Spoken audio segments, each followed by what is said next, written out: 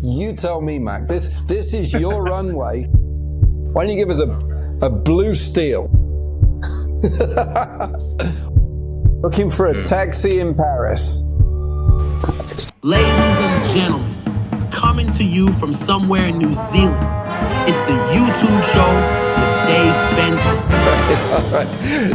Thank you so much. Oh, thank you for being here. Thank you for watching. Thank you for pressing that button.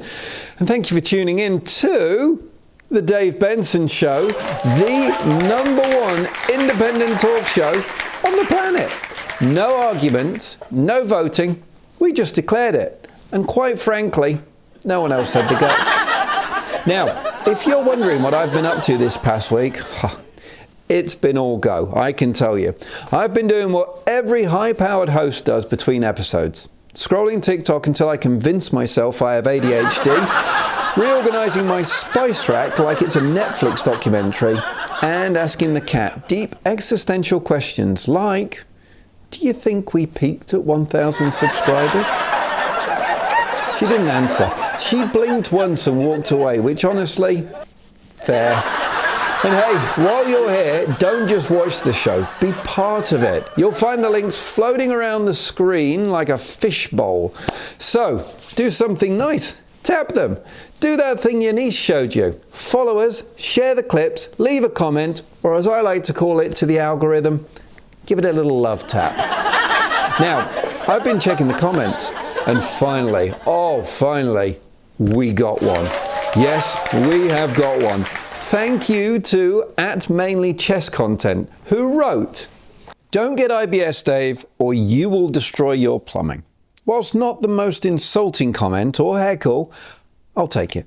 I'll take it all day long. I'll take it like I take my medicine, straight up. Okay. @mainlychesscontent, last night I wrote down a number of ways to retort, not only because I only have one comment to respond to and am dragging this time out, but because I wanted to. So, let's start with a self-deprecating answer. I'll do my best to keep my plumbing intact, though after my cooking last night, I'm not holding out much hope. Moving on, let's do a dad joke response. This is always fun. I'll avoid IBS because clogged pipes are no joking matter. Maybe a pirate. Everyone likes pirates. Arr, I'll batter down me bowels. Your chatter, however, be working the plank. Thank you very much @mainlychesscontent. Your move. All right, let's jump into this week's biggest stories from the world of creators, platforms and podcasts, where chaos is constant, updates are daily, and Mr. Beast, well, he probably made more money whilst I said that sentence. YouTube has raised the live streaming age limit to 16. That's right, from July 22nd, creators under 16 will now need adult supervision to stream. So, if you're 13 years old and ranting about Minecraft, there needs to be a parent within screaming distance, probably wearing noise-cancelling headphones. Mr. Beast launched, then deleted, an AI thumbnail tool. It promised to create viral thumbnails. Creators said, please don't. Mr. Beast said, no worries, and replaced it with actual human designers. Shocking twist, turns out people still prefer people. YouTube's new series shows creators turning their view into actual businesses. So that guy doing trick shots in his backyard, he's now the CEO of a hydration brand, and he drives the Tesla. YouTube creators have finally celebrated at Cannes. It's been 20 years of YouTube, and now they're giving red carpet slots to creators. Somewhere a traditional network executive just threw a latte across the office. Piers Morgan's in the news. He's finally hit 4 million subscribers and over 1 billion views. Love him or loathe him, the man's mastered the YouTube game. He's basically Britain's most controversial YouTuber, and that includes the guy who reviews garden gnomes. Cheerful Earful Comedy Festival finally heads to the US. It's live, it's funny, and it's a podcast festival you can actually attend without needing a ring light and a VPN. Creators set to overtake traditional media in ad revenue this year. Brands will spend more on creators than old school media. So yes, your cousin's doing hair tutorials in their garage is officially more powerful than your local news anchor. YouTube launches podcast charts, and guess who's number one? Yep. Joe Rogan, which proves that if you talk for long enough, eventually you'll get top of the charts. I've been trying that at home. No success. Just concerned neighbours. Spotify pushes video podcasts hard at VidCon. They had panels showcasing and creators everywhere. Spotify is clearly going all in on a video, which means that you now need to see your favourite podcast amid blink in glorious HD. The Crime Agents podcast launches their new true crime spin-off from the News Agents with serious voices, serious music, and seriously low laughs. Someone said it sounds like a Netflix documentary got stuck on a conference call. Well, that's all for the news. After this week's episode, we are taking a short break for 2 weeks as I head off to Bali on vacation. The team wanted to come too, but Mrs. B said enough is enough. But rest assured, we will be back, and we have such an amazing lineup of guests on the way. You're not going to want to miss that. And talking of guests, this week, we've got 2 guests who are bringing some serious insight, energy, and personality to the show. Kicking us off with his unwieldy mustache, it's Mac Hood, a performer, a model, a presenter, and a creator whose work jumps off the screen.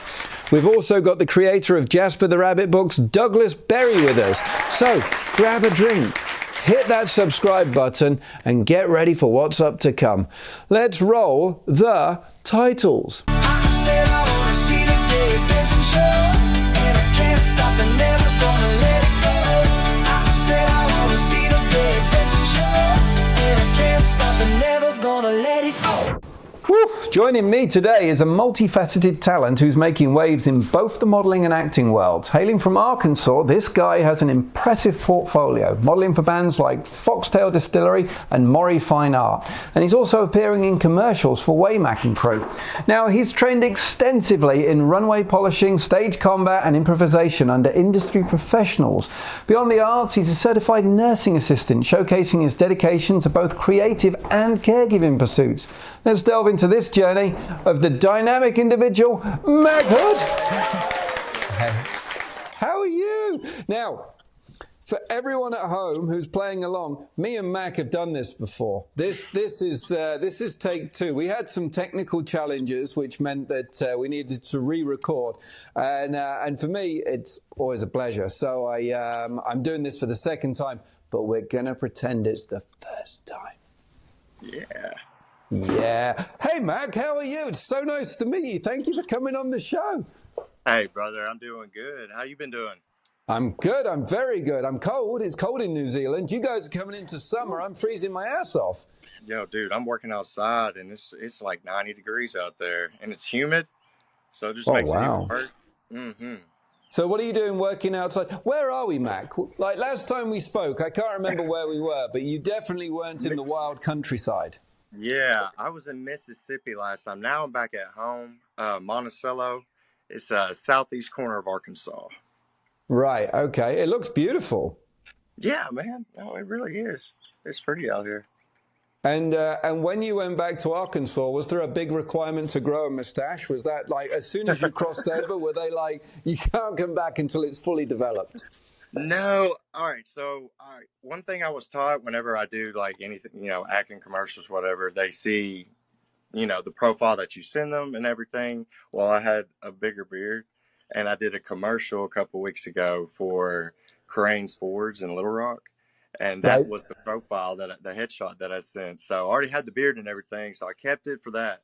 And then after that, my girl was like, all right, we got to get rid of this thing. And she started playing with my beard. And another mustache is growing on me. Wow. You look like a firefighter. That's a good one. I like that. so, Mac, let's go back to the start. Okay. Model, actor, nursing assistant, you've got an impressive lineup. But how did it all start? What was little Mac's dream? Man, there wasn't like a lot of like different, like, oh, I want to be an astronaut or I want to be this. It was like everybody had to look forward to construction or nurse, doing nursing, something like that. And so I was wanting to be a nurse like my grandparents. And then, I don't know, just life happened. And so I started a little later, did the CNA, and then while I was doing that, I was like, I want to try some acting and modeling and get into that. And then just one thing led to another. Yeah, and it's worked out well. So talk about the nursing. So what do you do as a nursing assistant? So CNA right now, I mean, you can work at different places, the emergency room, the hospitals, but I've been working at the nursing homes. And so I've been helping out with the elderly folks. And the main place I was working was the unit where the memory care loss is. And so dealt with a lot of Alzheimer's, dementia, and it's a whole different vibe in there. I got a lot of respect for them. I got 2 questions. One, do they have amazing stories? Yes. Yes. Pretty off the wall. These people have lived lives.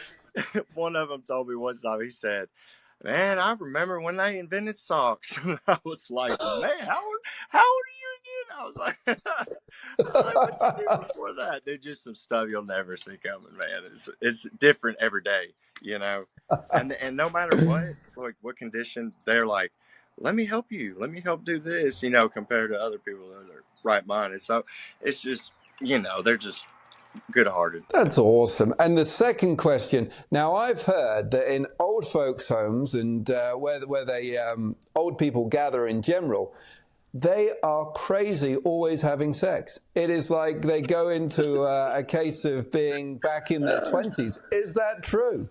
Yes, yeah, no, that's true. And some of they like to get down still. They tell us whenever we start working at our nursing home, they said they're not dead. They're still doing their thing. You know what I mean? They're still. Oh man, we didn't talk about this last time. I'm taking it in very different directions. I'm sure everybody's wondering the same thing. Yeah. So let's talk about the acting. So no, the modeling. Let's start with the modeling. That's where I wanted to start because that's where it began, right? Well, really, it started. I did an audition for the still called Arts Applause International for a lady named Kim Myers, and I went to Little Rock and did audition and got it, and went to a event for all talents and got to meet directors, other talents, and we all stayed in some hotel, got a whole bunch of workshops in. It was a really great time. And then after that, I kind of got some knowledge of what to do on my own and just started applying social media like crazy, joining groups. They always have like your states, wherever you're close by, you can always find some auditions, non-union. And I ended up with a good commercial gig with Waymack and Crew, and ended up meeting one of the starters for Ava Modeling Management in Little Rock, and she was the photographer there. And so we talked, and I was like, "Hey, I've been wanting to be a model. It's just kind of hard being in Arkansas, and then only getting offers from Atlanta or Florida." And so it worked out perfect. I did a portfolio shoot with them, met the other people. Jason Masters and Sarah Grace are really cool people. Jason taught me a lot because there's a lot more to modeling than, you just get up there and you're just taking pictures. So I had to kind of find a groove, and, I'm still learning. It's about a year and a half in so far, really being serious about, doing it. Tell me what more there is to modeling than just taking the photos, Matt, because I see it and people are just walking and strutting their stuff on the runway and they're giving that blue steel look. What other techniques are they telling you? I'm gonna be honest. My thing is, I'm myself. I try to be genuine. So, I'll be up there. I'll smile if they want me to, and I'll give them, the smile that I know how to give people. And I'm just me, relaxed. You kind of get jitters, but it's not that bad. It's you kind of get the feel for it after a little bit. So do you want to do the modeling or more of the acting? Because you still enjoy the acting, right? Oh yeah. Like I said, I just did a little commercial I had a couple weeks ago. So just doing random stuff here and there. But no, I definitely enjoy it, just being able to do both ends and seeing how both sides work. Because I was told for doing trying to get with agencies, the more talent you have, the more they would want to hire somebody, that can do acting, modeling, and then if I picked up some dancing skills or something like that, you know. What style of dancing are we talking here, Mac? Man, I was thinking like break dancing, hip hop, you know, kind of Ooh. thing. I could do that. I could start off doing that. I would highly recommend watching the last Olympics and the Australian breakdancer. She might give you some tips and moves. All right, I'll definitely check that out.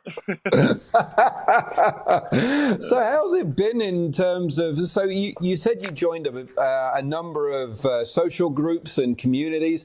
Are you getting a lot of help and feedback from those groups? Are they really like pushing to get you to where you want to be? You know, there's a couple of people I met at the event. It was in Florida, and they ended up being from Arkansas, and so that we all stay in contact. You know, we'll keep each other posted on like different anything that pops up for a gig, or just keep each other in the loop, really. Are you finding that you're getting more jobs out of that, or is it just they kind of contact you and you try? I've gotten a couple of jobs, you know, nothing huge, but like it mainly just first come, first serve. I'll do following, and I'll see something posted right then and there, you know, and just kind of as soon as I send something in, usually I'll get. I mean, there's some auditions I've done that I haven't gotten, but there, you know, it's a gamble, and so far it's been 50-50. What's your worst audition so far, Mike? Have you had a big fluff it moment? There was one that was kind of like awkward. It was a non-verbal audition, and I had to like pretend that I was a mountain like hiker and trail guide, and then do 3 different scenes, and that was one to like check off the students. And then the second one was I was freezing cold in like a cave. And then the third one I had to do was I was in a helicopter, and I had to pretend I was like flying around looking for the the kids that got lost. It was supposed to be a HBO documentary deal, like a little short series, and they were going to do it in New Jersey. So I was like, I'll take my shot, because the chick was like, "Oh, well, you look perfect for this guy." And I was like, "All right, you know, travel expenses, all that paid. Yeah, okay, bet." And then I don't know, didn't hear anything back yet. Is it building up for you? Because you said you did something a couple of weeks ago. So are you getting more roles and more offers now? I mean, at what point will you be able to say, I'm going to transition from nursing and finally make it into acting full time? When it starts bringing in a lot more dough, that's probably what it is. That'll be my take. Now, I thought we'd have some fun today, Matt, because usually I do fast fire questions, but I've decided for Mac, the model, I'm going to change this up. So what I have is various model poses that I would like you to perform for us so we can see. Are you up for it? Okay. All right. Facial, body. All right. You tell me, Mac. This is your runway. I'm just the camera. That's all this is. Let's start off with the obvious one. Why don't you give us a blue steel? It's been a while since I've seen that. Ooh, I love it. All right. The next one is looking for a cab in Paris. I like it. I like it. You are going to get some serious work out of this. The over-the-shoulder smolder, a subtle turn and a glance back, and just a hint of, I know I'm better than you, but chill out. There we go. I love how you make the mistake. There we go.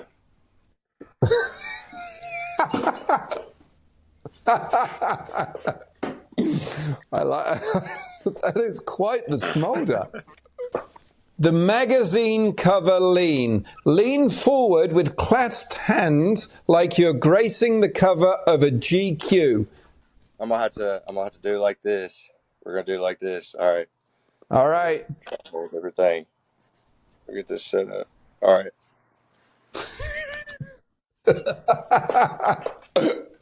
I think we'll leave it there, Mac. I think we're gonna Dude, lose hey. more connection. As ever, it is an absolute pleasure to talk to you. I am going to talk to you again. We're going to get you into a big city, and we're going to make sure that we've got better connection next time we talk. For any of Mac's details, they can be found. Where do you want them, Mac? Top, middle, bottom? Where do you want your details? Let's go to my Instagram. Check me out at Mac_Hood. Mac_Hood, Instagram, we'll put it up here. You'll be able to see it right along the top with big lights on it. We'll be back right after these messages.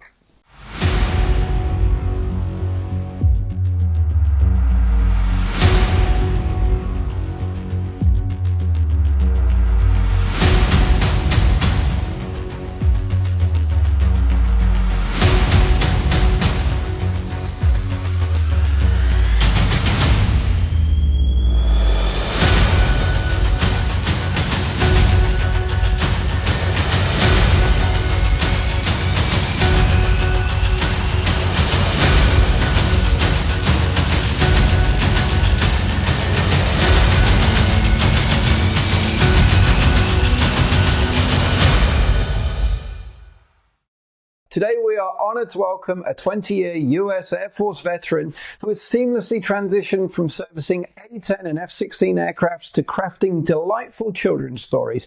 Drawing inspiration from real-life events, these tales feature the endearing rabbit Jasper and have become cherished bedtime favourites for families. His commitment to creating fun books that let kids be kids shines through in each of his works. Please welcome the ever-talented Dougless Berry. Thanks for having me on. Now, for anyone who doesn't know, and that's everyone who doesn't know, me and Doug have had this interview once already, but through technical glitches, we lost the recording, so we're doing it all again. And we are going to pretend, and you won't know, that we've never spoken before. Douglas, so great to have you on the show for the first time. Great, thanks for having me on. Yeah, this is a blast. So, Air Force to author. Let's talk about that story. You started out servicing fighter planes and transitioned to being an author of children's books. How did that come about? Yeah, it was quite a long time span there. I retired in 2006. And when your kids are growing up, you always think, in your mind anyway, you think it's like, man, these children's books, I mean, how hard can it be to write a children's book? And I just never really had a good original idea. And then my son caught a baby rabbit in the backyard. And when he brought it in, he named it Jasper. And we let it go the next day. And I looked at my wife and I'm like, what a great idea for a kid's book. That's crazy.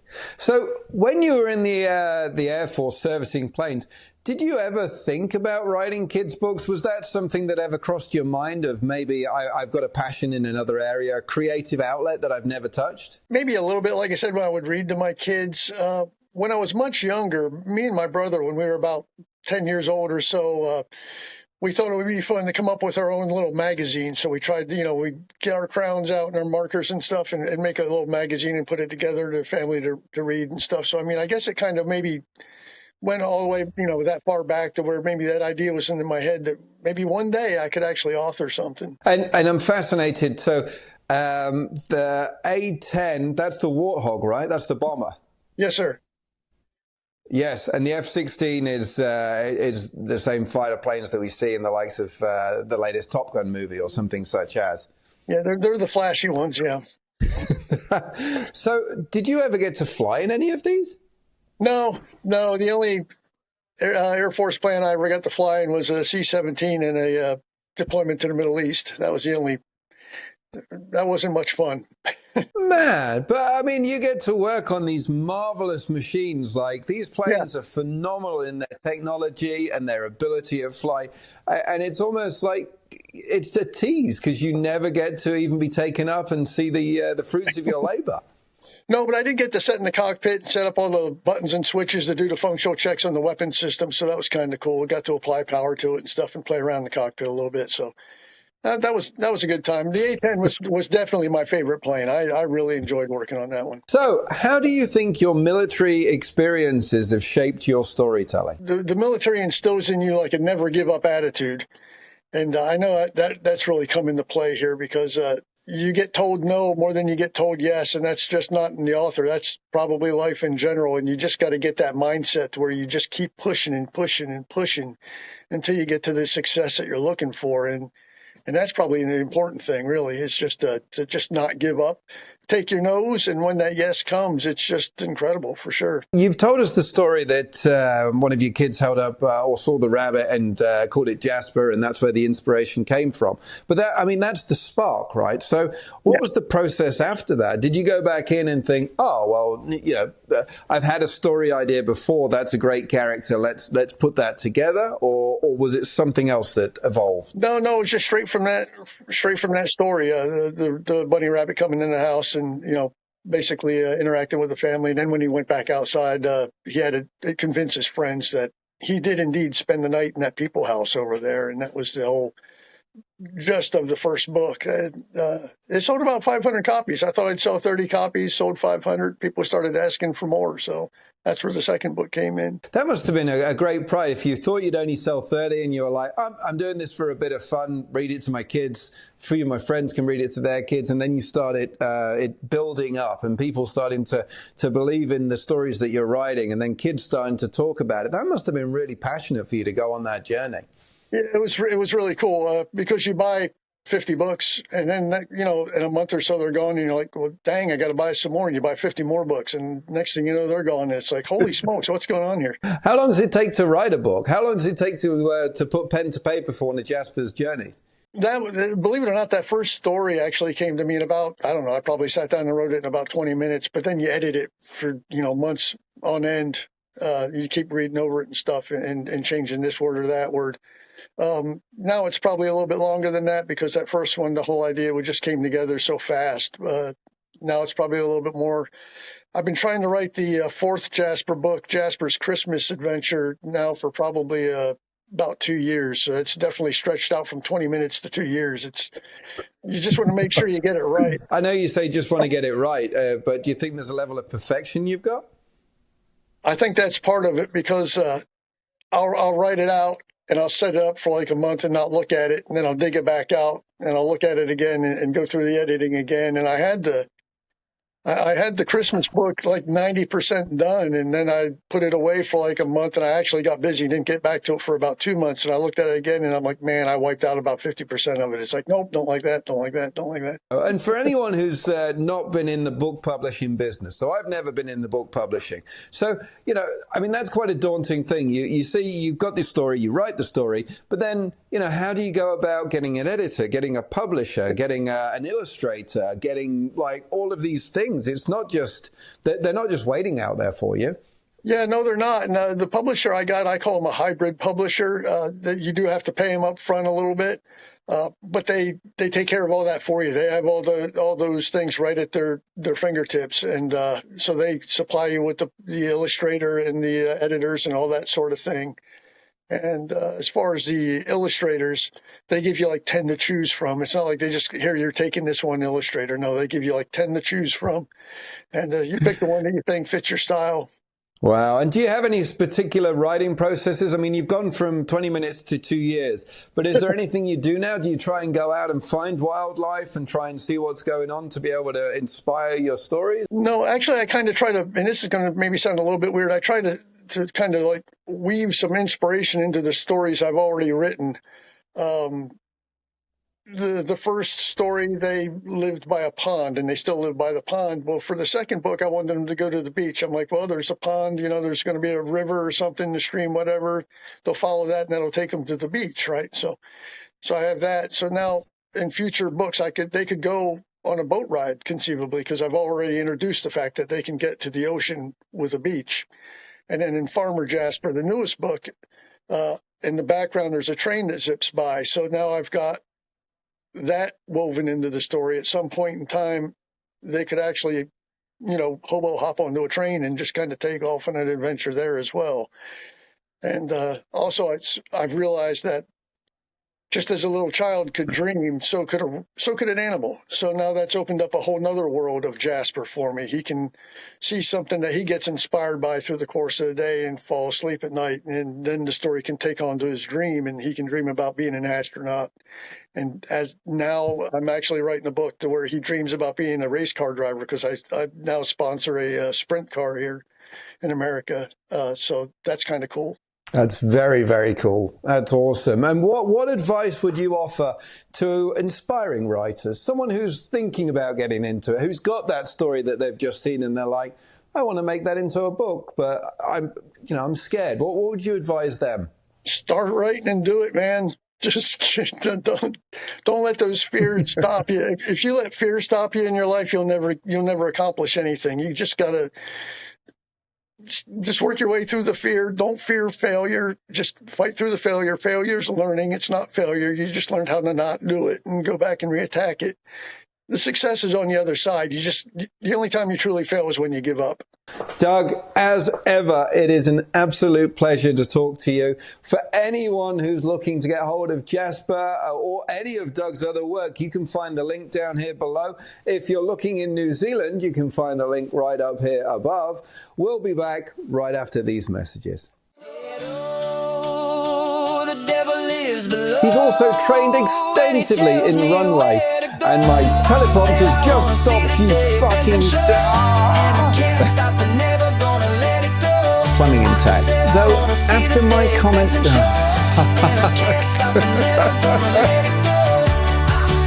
by 22nd, creators under 16 exchange an AI thumbnail.